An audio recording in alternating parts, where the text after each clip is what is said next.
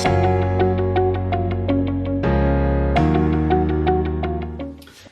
everyone, welcome to this place at our house on Tallis Road here in Monument that I affectionately call the Cave. This is where I do a lot of my writing for sermons on Sunday. And one of the things we want to do over the course of the next several weeks and probably beyond is to give you kind of a window into what's coming up for the sermon on Sunday. We're calling this Behind the Scenes. I just finished writing the sermon. Typically I do that on Tuesday, and love to give you a little preview about what we're going to be talking about coming up on Sunday. Now, last Sunday we looked at Daniel chapter 3, and we looked at the story of Shadrach, Meshach, and Abednego and the fiery furnace. I know many of you were traveling for the Labor Day holiday. I encourage you to go to our website, check out last week's sermon so that you can kind of catch up about where we're going and the message there about Shadrach, Meshach, and Abednego and their faithfulness to God despite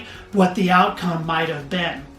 Now this week, we're kind of combining chapters 4 and 5. So I encourage you to read chapters 4 and 5 as you prepare to come to worship on Sunday. We're going to focus mainly on chapter 5. Chapter 4 is another dream that Nebuchadnezzar has. In fact, chapter 4 is done in first person. Nebuchadnezzar speaks, and he talks about another dream that he has about a tree that is cut down. It's a sign that his kingdom is going to be taken away from him, and that he is going to actually kind of lose his mind for a period of time until he acknowledges the God of Israel, which he does at the end of chapter 4. And then in chapter 5, we see that a new king has arisen. Nebuchadnezzar is off the scene, and a new king has arisen that is totally forgotten all the lessons that Nebuchadnezzar has learned.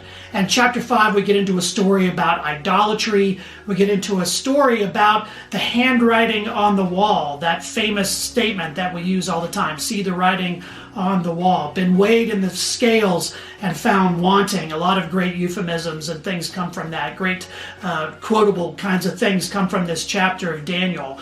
But it's really a story about warning us about the problem of idolatry, and also about how God's kingdom triumphs once again over the kingdoms of this earth. So I encourage you to read chapter 5 of Daniel. Also dive a little bit into Romans chapter 1. I'm going to talk a little bit about how those two things parallel one another. And I encourage you also to look at Psalm 90, which is a psalm about using the time that we have in our lives wisely to serve God.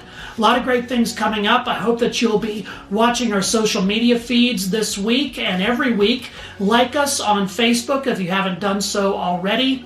Like us on Instagram as well. Follow us there, and you'll get all kinds of great content and updates about what's coming up here at Tri-Lakes United Methodist Church. I look forward to seeing you Sunday, if not before.